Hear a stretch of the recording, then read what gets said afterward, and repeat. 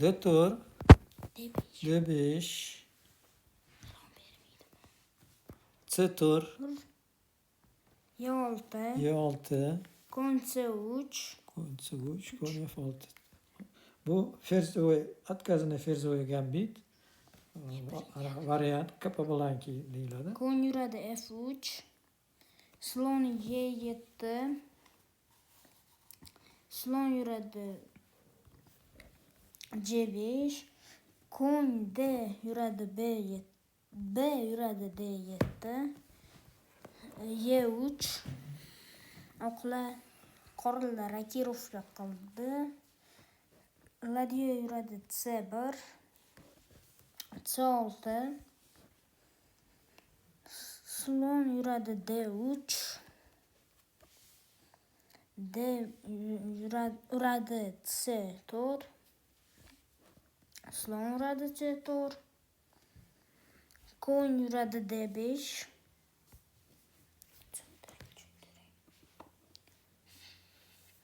Ana endi slon uradi E7.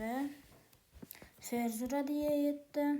Kon yuradi E4'ga.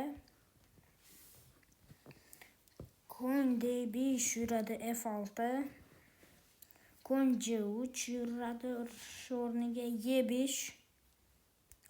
Qorilar E5 o'rniga ferz B4 ga yurish kerak edi.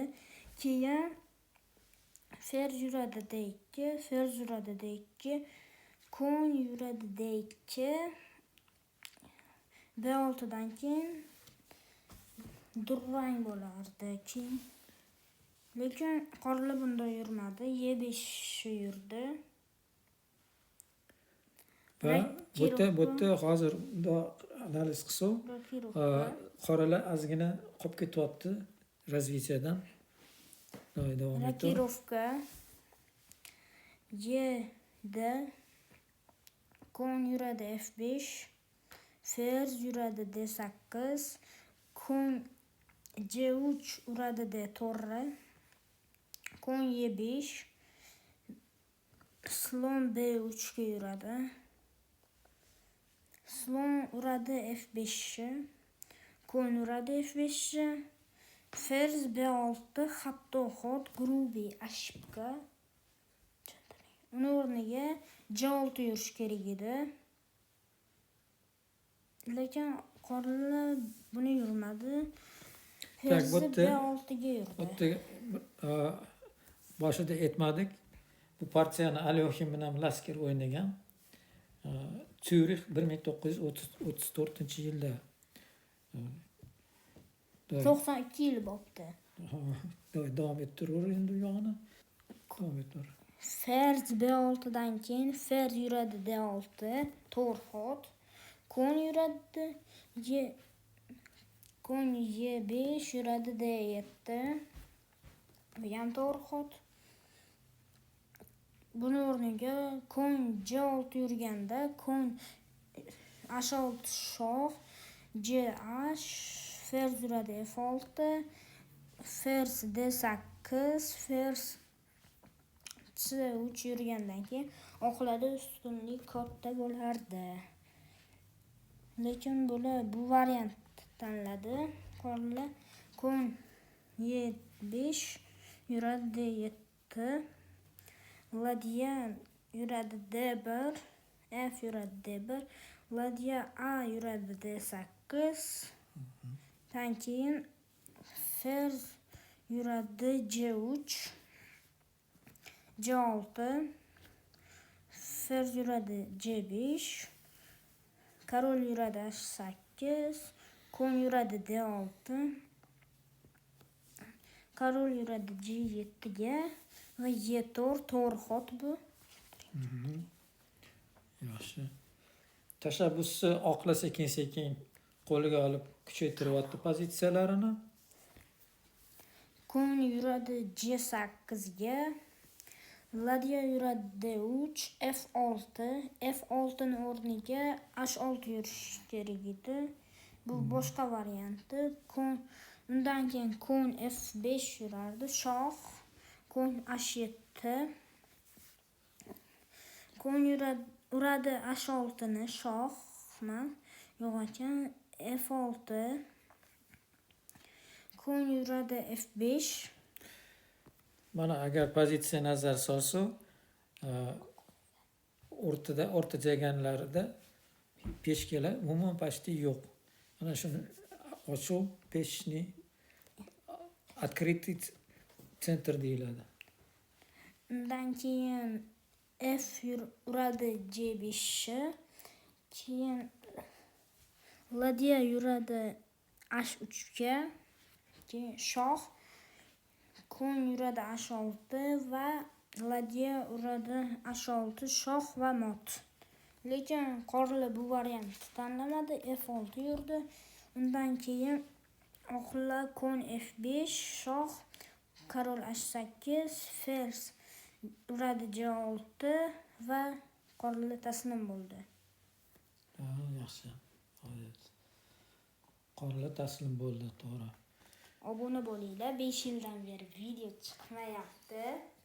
Endi chiqarishni boshlaymiz. Mana shogirdim ancha-muncha uni ham shaxmatni ham o'rganyapti, video qilishni ham o'rganyapti. Shuning uchun endi sekin-sekin chiqaramiz Obuna bo'linglar. YouTube'ga. Assalomu alaykum azizlar. Anchadan beri uchrashmagan edik. Mana yana vaqt topib sizlar bilan yana davom ettirishga, onlayn darslarni qarab chiqishga bel bog'ladik. Shaxmatda strategiyani kamroq biz o'rganganmiz. Shu strategiyada ko'pincha peshni struktura hal qiladi. Ochiq markaz, открытый center katta rol o'ynaydi. Shu peshkani qanaqa qilib ochiq sentrga ega bo'lishi mana shu partiyalarda ko'rasizlar. O'zi 5 xil markaz bo'ladi. Ochiq markaz, yopiq markaz, harakatchanlik markaz, harakatsiz markaz va hali noma'lum bo'lgan markaz. Keyin u borib bir xilda ochiq markazga qachon borishi mumkin. Mana ikkinchi partiya, birinchisini ko'rib chiqdik, Alohim bilan Lasker o'yinini.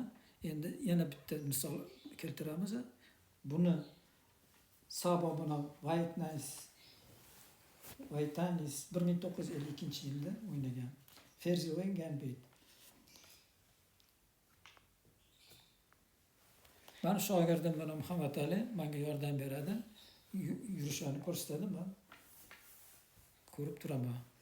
Hammaga assalomu alaykum. Ikkinchi video bu. Oqlar C4 boshladi o'yinni. Unga qarshi qorlilar kon F6 yurdi. Ikkinchi xotda kon C3, E6, uchinchi xot D4, D5, to'rtinchi xotda slon yuradi G5, slon yuradi E7. Birinchi o'yindagi variantga o'xshaydi. 5-xotda E3, kon B D7 yurdi. Kon F3, 6-xotda rakirovka qildi qorilar. 7-xotda kon C1, ladya C1ga yurdi. Keyin ularga qarshi qorilar C6 yurdi. 8-xot slon yuradi D3, D uradi C4, slon uradi C4, kon yuradi D5. 10-xotda slon yuradi E7, fers uradi E7.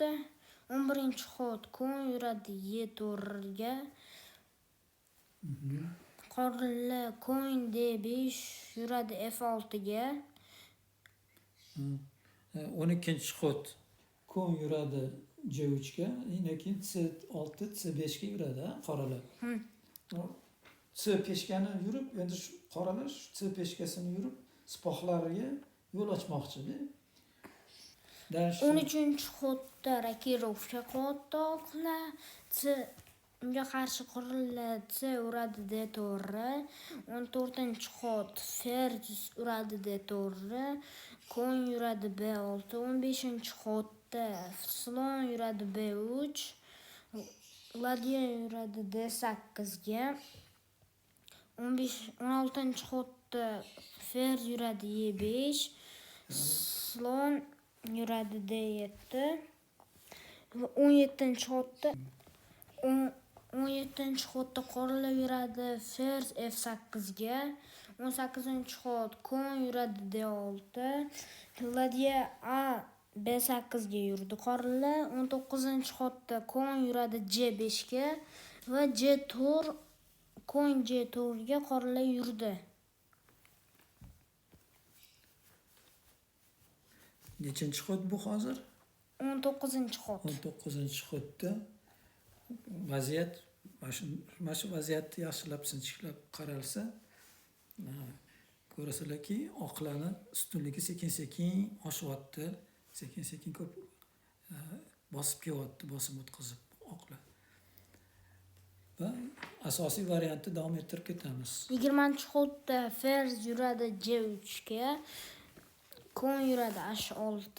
21-xotda oqlar yuradi, kon uradi. Kon D6 uradi F7. Kon yuradi F7. 22-xotda slon uradi E6ni va slon yuradi E8ga. Nechinchi xot? 22-xot. 22-chi aniq hisoblab oqlar otini qurbon qiladi va natijada ikkita peshka ortib qoladi. Qani davay, dальше 22-xotda slon E6ni urar ekan. Bu yaxshi xot emas, qo'pol xato. C7dan mot bo'lmasligi uchun ferzini berishga majbur. Variantga qaytamiz. 23-xotda ladya yuradi C7, ladya yuradi D7. 23-xot agar ladya D7 emas, ot D7 yursa nima bo'lar ekan? Ko'ramiz. Nechinchi xot edi? 23-xot. Kon D7 yurgandan keyin kon uradi F7, slon uradi F7 slon uradi D7. Aniq yurish ot H8 ladyasini himoya qilish kerak. Shuning uchun D7dan ketolmaydi, zashita qilib turibdi. Asosiy variantga qaytamiz. Ladya uradi D7ni, kon uradi D7ni. 25-xotda ladya yuradi D1, to'g'ri xot. Ularga qarshi qorilar fers yuradi E7 yuradi. 26-xotda ladya uradi D7, ladya yuradi D8ga. 27-xotda ladya uradi D8. Unga qarshi qorilar fers uradi D8. 28-xot H3, H6.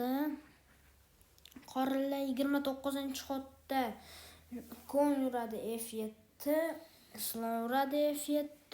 30-xotda slon uradi F7, korol uradi F7. 31-xot fers yuradi F3 shoh, kon yuradi C8ga. 32-xotda fers uradi B7. Unga qarshi qorilar fers yuradi A5. 33-xotda shoh beradi, keyin H8ga yuradi korol. 34-xotda korol yuradi H2ga. 34-xotda qorilar taslim bo'ldi. Qorilar taslim bo'lgan o'sha 34-xotda. Obuna bo'linglar. 300 ming bo'lishimizga ozgina qoldi. Sizlarning yordaminglar bilan 300 ming bo'lishimiz mumkin.